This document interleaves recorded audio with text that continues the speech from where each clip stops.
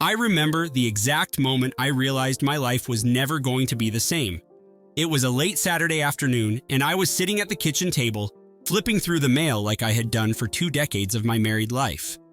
Sarah was in the living room, pretending to read a magazine but stealing glances at her phone. She had done this often enough that I finally recognized the pattern, though I'd been blind to it for weeks. When I looked at her, she quickly set the phone aside, feigning an interest in a gardening article she'd never bother with under normal circumstances. Something about the tension in her posture and the tiny tremor in her fingers told me the truth. I'd never felt so sick in my entire life. For 23 years, Sarah had been my partner, my anchor, my best friend. It was never a fairy tale marriage, but we had stuck together through every crisis.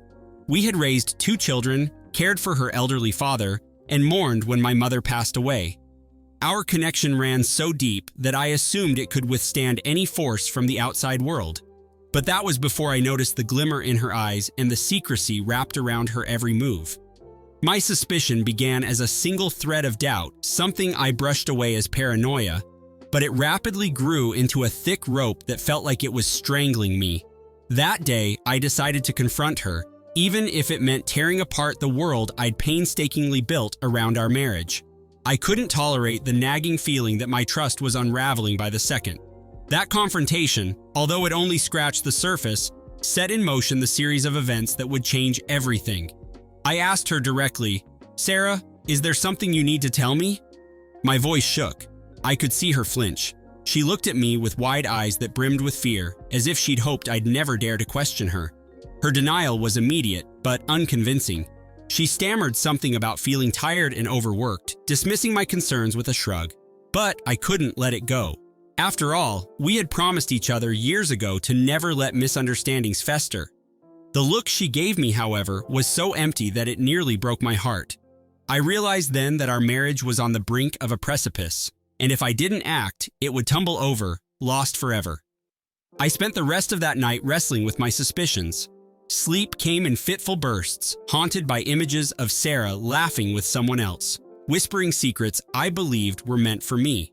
When morning arrived, she said she was going grocery shopping and asked if I needed anything. She sounded almost normal, like the day before had never happened. I told her to pick up the usual items, though all I wanted to say was, "Don't lie to me anymore." The weight of deception pressed down on me. My mind wouldn't stop conjuring possible scenarios. Maybe she had reconnected with an old high school sweetheart, or she'd met someone new at her office. I tried to recall any changes in her routine, any unexplained late-night calls, and yes, there had been a few. Her phone's text notifications, which she used to check nonchalantly in front of me, had been hidden more often. "It's just my coworker about a project," she'd say casually. Those words now echoed with a resonance that made me sick to my stomach. Sunday wore on, and she returned with groceries, everything neatly bagged. I helped her put them away, noticing how she deliberately avoided my eyes whenever I spoke. She would hum some nameless tune, focus on the tomatoes, or comment on the weather. Anything to dodge a direct conversation about the previous day. I could sense the walls closing in on both of us, but I wasn't ready to escalate. After dinner, we both lingered in the living room, the TV on, but neither of us paying attention. Our children, grown and living out of state, wouldn't be around to sense this tension. It was just her and me, and the unspoken gulf between us was like a canyon we dared not acknowledge. Before bed, she gave me a perfunctory kiss on the cheek, something we hadn't done in years. That simple act, which should have felt like reassurance, struck me as a gesture meant to quell my suspicions. My resolve firmed in the following weeks. I became an amateur detective, combing through phone bills and scrutinizing credit card statements for odd charges. It felt wrong, but what else could I do when my gut told me the woman I had trusted for decades was hiding something important? I uncovered small inconsistencies, a restaurant charge in the middle of a workday, mysterious phone numbers that appeared during odd hours, and unexplained ATM withdrawals. Each clue poked another hole in my chest, letting out whatever remained of my faith in our marriage. I wanted to scream at her, confront her with the evidence, demand the truth, but I held back. Instead, I tried to watch her more closely. I studied her expressions, hoping she'd slip. My anxiety grew until I found myself trembling at random moments, my mind racing to figure out what she might be doing whenever she left home. Then, one night, everything came to a head. She received a phone call around 10, and I could see panic flash across her face. She walked into another room, but I could hear the muffled sound of a man's voice on the other end. I followed her, my heart pounding so loud that I was sure she'd hear it. She spoke in hushed, urgent tones, as if trying to keep the conversation brief. When she hung up, she froze. I was standing right there, our eyes locked, and I knew. She broke first, tears filling her eyes, and all she managed to say was, "I'm sorry. I never wanted it to turn out like this." I felt a hot surge of rage, betrayal, and sorrow, all merging into one wave that crashed over me. I demanded to know who he was. She hesitated before revealing his name, Robert. I'd never even heard of him. Sarah's confession came in fragments over the next few days. She claimed the affair started as a friendship, a shoulder to lean on when work stresses piled up. Robert was charismatic, a smooth talker who made her feel appreciated. They had met at a charity event she had attended through her company, and what began as harmless banter morphed into something darker behind my back. She said it had been going on for months, months of lies, months where she and I had traveled to see our daughter's college graduation, had gone out for our anniversary dinner, and shared a bed every night, albeit with growing distance. Each revelation was like salt in a wound that refused to close. I felt furious, humiliated, and heartbreakingly powerless. Part of me wanted to scream at her, ask how she could betray everything we'd built for a fling with someone she barely knew. But another part of me couldn't stop loving her, even with my heartbreak. Those conflicting emotions tore me apart. Some nights, I slept in our bedroom while she cried in the guest room. Other nights, I would curl up on the couch, replaying images of her with this man in my mind, driving myself mad with speculation. I was on the verge of demanding a divorce, but I found myself hesitating. Maybe, in some twisted way, I still hoped she'd choose me, or at least that she was telling the truth when she insisted it was a mistake. My friends told me to leave her, citing how betrayal should never be tolerated. Yet, after nearly a quarter-century of marriage, walking away felt impossible. We had too many shared memories, too much history. Even as my anger raged, a small part of me yearned to fix things, if only to salvage the life I believed we had. Eventually, we settled into a miserable routine. She'd text Robert occasionally. I'd stare at her from across the room, my chest tight, my heart heavy. She kept saying she loved me, that she'd made a terrible mistake. I started therapy on my own, hoping to find some semblance of sanity. My therapist was kind, urging me to focus on myself for once. After years of compromise and devotion, I realized I had lost a big part of my identity. Who was I beyond being Sarah's husband and the father of our children? The question haunted me. I tried to distract myself with work, but my productivity plummeted. My boss, noticing my decline, pulled me aside to ask what was going on. I couldn't bring myself to explain that I was watching the slow-motion collapse of my marriage. Instead, I muttered something vague about stress at home. I think he understood enough to let me be. Meanwhile, Sarah grew bolder about her involvement with Robert, sometimes coming home hours late, claiming she had to stay in the office. We both knew it was a lie, but we were past the point of politeness. Every conversation became an argument. Every quiet moment, another opportunity for accusations. She insisted she needed time to sort out her feelings. I told her time was running out. We existed in this limbo for months, though it felt like an eternity. At one point, I considered moving out, but I couldn't bear the thought of letting that man think he had won. It was irrational, perhaps, but pride can be a stubborn barrier when your heart is on the line. So we lived like ghosts under the same roof, our shared memories overshadowed by the present tension.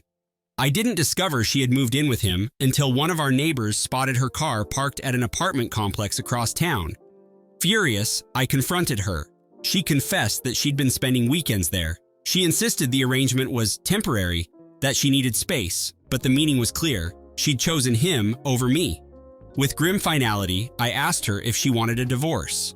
She paused, tears in her eyes, and said, "Not yet." It was an odd answer, one that left me in a confused state of limbo. Part of me wanted to demand that she leave for good, but another part felt relieved she hadn't fully committed to ending our marriage. I couldn't believe I was still so tangled up in her. I hated feeling weak, but that love, or perhaps the memory of it, was an iron chain around my neck. She continued her double life for a while. It was humiliating, but I couldn't pull the trigger on a divorce either. I told myself I was waiting for clarity, for that final sign that there was no going back. Maybe it was denial, or maybe I was too attached to the life we'd built, flawed as it was. Then, out of the blue, she packed her suitcase and left me completely, leaving only a note on the kitchen counter that said she needed to see if what she had with Robert was real. She wrote, "I'm sorry," in neat cursive, as if that could possibly patch the gaping wound in my chest. When I read her words, a part of me finally broke. I howled in pain, throwing the note across the room, my tears mixing with the realization that everything I'd known was gone. I thought about calling our kids, but I didn't want to burden them. That was the darkest night of my life. I slid into a depression that felt like drowning. I stopped going to therapy, skipping sessions because I couldn't bear to speak the same words over and over again. I developed a routine of lying awake most nights, replaying the last few years of our marriage. I thought about all the times I might have neglected her and how those little cracks could have led to the chasm we faced. I went through every anniversary card, every Polaroid of our family vacations, and asked myself if there was some clue, some sign I had missed that would have warned me this was coming. Our children called occasionally to check on me, and I lied, telling them I was just fine, that their mother and I were sorting things out. I didn't want them to hate her, even though I was furious. In time, they'd learn the truth, but I couldn't bear to drag them into the middle of it. About 3 months after she left, I tried to move on. I even signed up for a dating app, but deleted it the next day. The thought of replacing Sarah felt too strange, too foreign. We had spent more than half our lives together. Meanwhile, I heard rumors. A mutual friend mentioned that Sarah was living with Robert, and they seemed happy, at least on the outside. I tried to banish images of them going out on date nights, sharing secret smiles, cooking dinner in that new apartment. Everything we used to do. Bitterness ate at me. I found myself lashing out at innocent coworkers, snapping at waiters in restaurants, drifting into a fog of resentment. My boss suggested a leave of absence, fearing I was headed for a breakdown. I seriously considered it, but decided that burying myself in work was less painful than facing an empty house. As time crawled on, the humiliating reality sunk deeper. Sarah wasn't coming back, at least not in the way she once had. Then, one afternoon, I received a call I never expected. It was her. The moment I heard her voice, my pulse raced. She asked if we could meet. She sounded nervous, almost regretful. I said yes, despite the knot in my stomach. We chose a small cafe on the outskirts of town, a neutral location. She arrived before me, and I saw her sitting at a corner table, a coffee cup untouched in front of her. She looked thinner, more fragile, but there was a spark in her eyes that reminded me of the woman I fell in love with. I sat down, and for a long moment, neither of us spoke. Finally, she sighed, wringing her hands. "Robert and I split up," she whispered. I felt a flicker of grim satisfaction, but also confusion. She went on to explain how he had lost interest in her, or that they argued constantly. The romance that had seemed so irresistible apparently couldn't stand up to real-life pressures. I tried not to let her words cut me, but it was impossible. Every syllable reminded me that I had been discarded for someone who ended up rejecting her. She apologized profusely, tears running down her cheeks. She said she realized she'd made a horrible mistake and wanted to come home. My initial reaction was shock. After all this time, she thought we could just reset everything? I told her I needed time to think, and she nodded, as if expecting that answer. We parted without hugging, without any promise. She left me sitting alone, staring at her still full cup of coffee, wondering if I could ever forgive her. I spent the next week in turmoil. Friends told me I would be a fool to take her back. My heart, however, refused to follow logic. I remembered the Sarah I once adored, not the one who betrayed me. I weighed every possibility, from reconciliation to permanent separation. I made a list of pros and cons, trying to quantify the intangible. By the third day, the list was torn up, useless. My love for her couldn't be measured like that. The night before I was supposed to give her an answer, she showed up at my door unannounced. She looked like a mess, her eyes red from crying. I let her in, and she sank onto the couch, burying her face in her hands. She admitted how wrong she'd been, how foolish she felt for chasing a fantasy that imploded. She claimed she'd do anything to make it right, to rebuild my trust. Her desperation was tangible, but so was my anger. I told her that trust wasn't a switch I could just flip on again. I laid out the pain she'd caused me, how her betrayal had cost me months of agony, how I'd lost faith in the very institution of marriage. She listened, tears streaming down her cheeks, taking every word like a punishment she believed she deserved. When she tried to reach for my hand, I didn't pull away, but I didn't hold hers either. After a while, she stood up to leave, defeated. Something inside me cracked at the sight of her sorrow, and before she could walk out, I told her she could stay the night in the guest room. She looked at me with cautious hope. I reminded her that this was not forgiveness. It was a chance to talk more in the morning. She nodded and quietly went upstairs, leaving me alone with a storm of conflicting emotions. The days that followed were a test of my resolve. Sarah cooked dinner, cleaned the house, and tried to reinsert herself into my life, but I resisted any sign of normalcy that might erase what she had done. We spoke in awkward half-conversations about bills, chores, and the kids, avoiding the subject of Robert as if his name was a poison that could taint the air. Every time we brushed against deeper issues, I'd see tears forming in her eyes, and I was never sure if they were out of guilt or genuine sorrow. Slowly, we began discussing therapy, perhaps a couples counselor, if we were serious about mending anything. On one particular evening, we sat down at the dining room table to share a meal, something we hadn't done in many months. My appetite was nearly non-existent, but I forced myself to eat. Sarah tried to break the tension, recalling a family vacation to the beach years ago, how the kids had buried me in sand. I chuckled despite myself, remembering simpler times. She seemed encouraged, and for a moment, I caught a glimpse of the person I used to cherish. But the moment shattered when I remembered she had once laughed like that with Robert. I couldn't help but wonder if they had inside jokes, memories that would haunt me forever. That night, I barely slept. My mind kept replaying old regrets and new pains, weaving them into a tapestry of uncertainty. By the time dawn arrived, I decided to gather my courage. We needed a frank conversation about whether we could truly rebuild what was left. So I confronted her in the morning, telling her my fears, my anger, my lingering love that felt battered but not entirely destroyed. She listened, nodding, her face streaked with tears.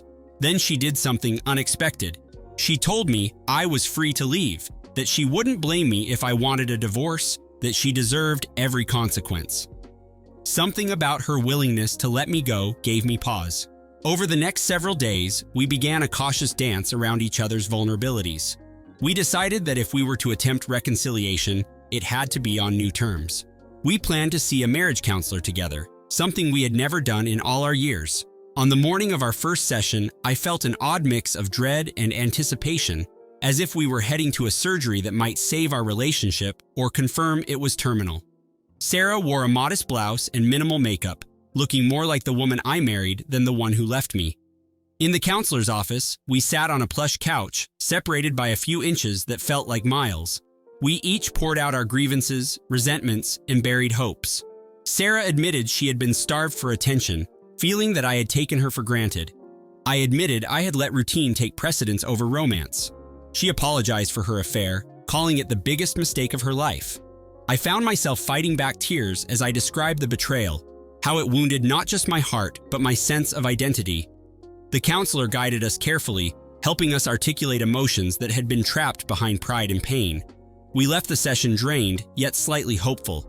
As we got into the car, Sarah tried to put her hand on mine, and I allowed it for just a moment. The warmth of her skin felt both comforting and devastating, a reminder of what we once had and what might be lost forever. That night, we sat on the couch at home, flipping through TV channels without really watching. Eventually, she turned the TV off, faced me, and said, "I know this is just the beginning, and I'm scared, but I'm here if you'll let me be." I nodded, still not ready to trust her, but unable to deny my love. In the weeks that followed, we attended more counseling sessions.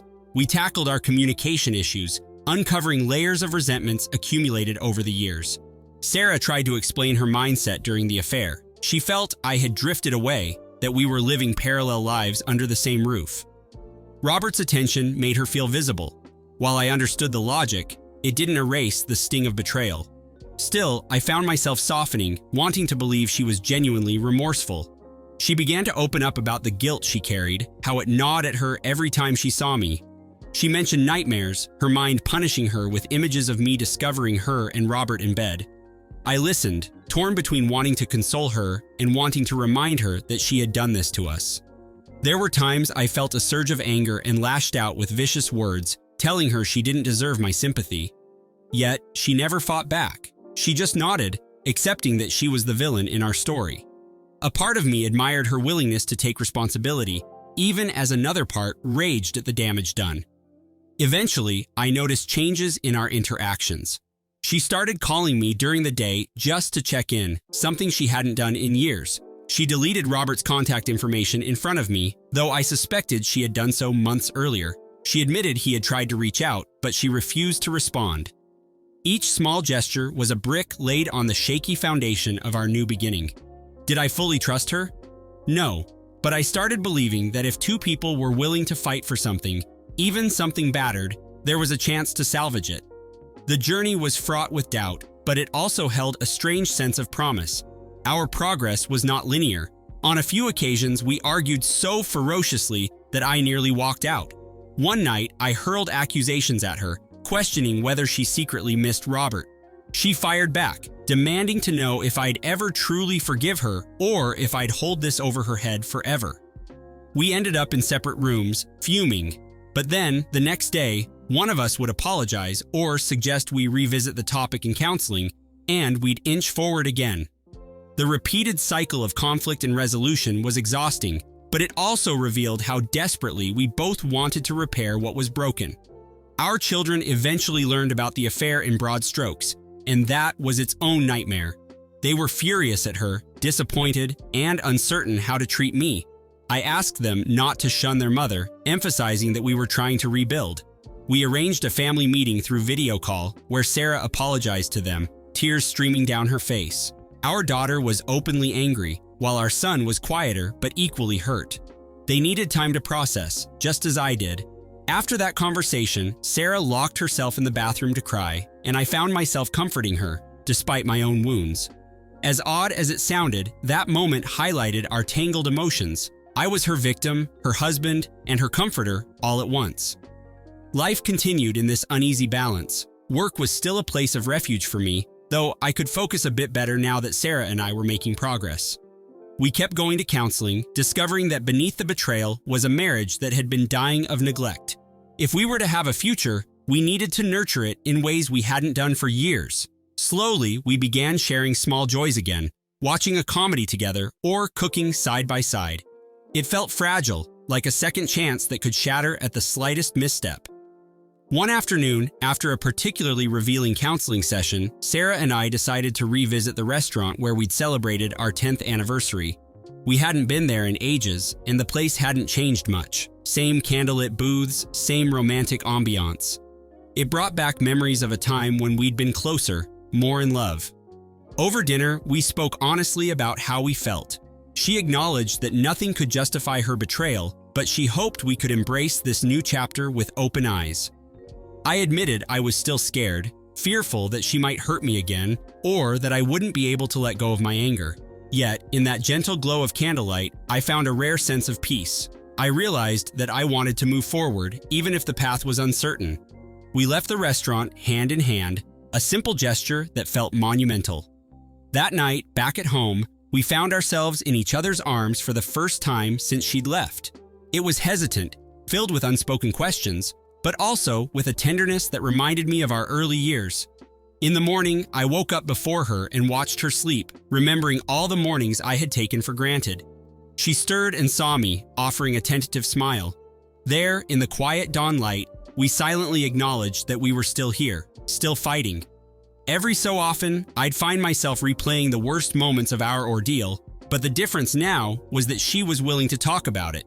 Instead of avoidance, she chose accountability, and that made it a little easier to believe in the possibility of true reconciliation. Although I knew the scars would remain, I began to trust that we might forge something stronger, something that acknowledged our flaws rather than denying them. Months passed, and our counseling sessions became less frequent. The wounds hadn't vanished, but they hurt a little less each day. Then, on the anniversary of the day she left me for Robert, I found a letter in my drawer. It was from Sarah telling me how grateful she was that I had allowed her back into my life. It was heartfelt, filled with remorse and a renewed commitment to be a better partner, to never let emotional distance poison our marriage again. I felt tears prick the corners of my eyes as I read it. I took a deep breath and realized that somehow I was ready to let go of the anger I'd clung to for so long. That evening, we made dinner together and talked about the future. We both recognized that there was no clean slate, no magical reset button. Our marriage was forever altered by her infidelity, but we could still build a future that was honest and true if we were brave enough to confront our flaws head-on. She asked if I truly forgave her, and I paused. Forgiveness, I said, was a process, not an event. I told her I was willing to keep trying, every day, to find new reasons to stay together, rather than old reasons to drift apart.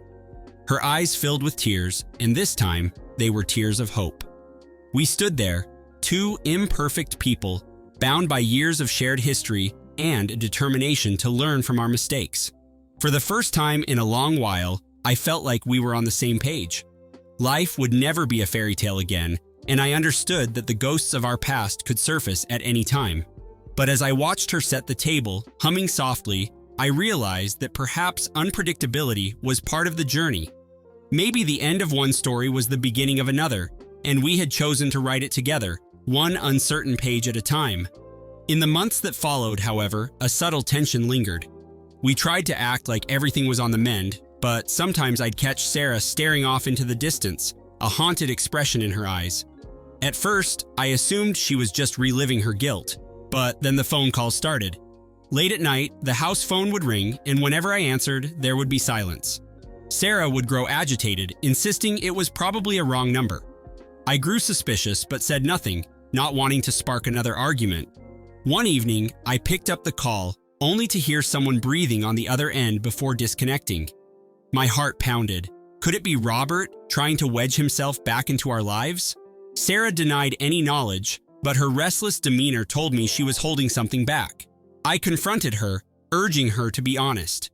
She broke down, admitting that Robert had reached out, claiming he wanted her back. He sent her emails, text messages, even a letter delivered to our doorstep. She had told him she was done and blocked his number, but he somehow found other means to contact her. Anger flared in me, but so did fear. Was our tentative peace about to unravel because of him? Together, we decided to see a lawyer about taking legal steps if his harassment continued. We stood firm, a united front against a threat that had once shattered us from within. For a while, that seemed to be enough to deter him. The calls stopped and life settled into a tenuous calm again. But the whole ordeal left me wary. Every time the phone rang unexpectedly, I braced for another ghost from her past to surface. Our marriage was growing stronger in some ways, but my trust was still delicate, like a newborn bird not yet ready to fly. On the one-year anniversary of Sarah's return, we found ourselves on the porch, sipping tea. The sun was setting, casting golden light across the yard. She leaned against me, resting her head on my shoulder, and for a moment, we felt genuinely at peace. Then her phone buzzed. She glanced at it, her brow furrowing. She stood and walked inside, muttering something about needing to check on dinner. Immediately, I sensed that old pang of anxiety. It could be a work message, or it could be something else. My mind raced with dreadful possibilities. I decided, in a moment of weakness or perhaps desperation, to follow her. I caught her in the hallway, phone in hand, tears rolling down her cheeks. She looked up at me, eyes filled with sorrow I couldn't fully comprehend. Wordlessly, she handed me the phone. On the screen was a message from Robert, who claimed he had been diagnosed with a serious illness and didn't want to die alone. He begged her to come see him. A coldness crept through my veins. I waited for her to explain, to say she had ignored him, but she surprised me. "I have to go," she said softly. "Not because I want him back, but because I need to tell him we're done, face to face. I can't let him use this to hold on to me." My chest tightened. I searched her eyes for dishonesty, but I found none. She stepped forward and touched my hand. "I understand if you can't trust me anymore," she whispered, "but I need to put an end to this, once and for all." My heart pounded. Part of me wanted to scream at her to stay, to never go near Robert again, but another part understood. So I let her walk out the door without any guarantee she'd return. And as I watched her car vanish down the street, I realized that love, after all these years, sometimes means setting someone free to face their shadows, even if it risks breaking your own heart anew.